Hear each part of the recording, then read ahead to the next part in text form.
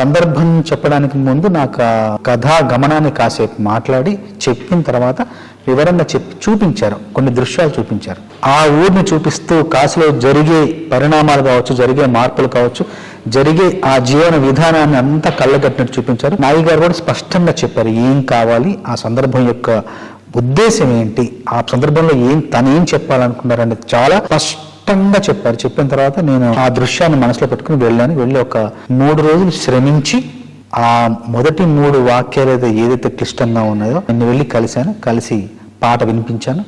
ఒక్క మాట కూడా ఆయన సవరణ లేకుండా, కరెక్షన్ లేకుండా పాట మొత్తం బిగిన చాలా బాగుందని చెప్పారు. ఎన్నో అద్భుతాలు సృష్టించి మనం పుట్టినప్పటి నుండి చూడలేని, నా జీవితంలో నేను పుట్టినప్పటి నుండి నేను సినిమాల్లో చూడలేని ఎన్నో అద్భుతాలు, ఎన్నో విచిత్రాలు ఈ సినిమాలో చూసే అవకాశం ఈ సినిమా ద్వారా నాకు లభించింది. నాకింత గొప్ప అవకాశాన్ని ఇచ్చిన నాగి గారికి, స్వప్న గారికి, దత్ గారికి మనస్ఫూర్తిగా ధన్యవాదాలు తెలియజేస్తాను.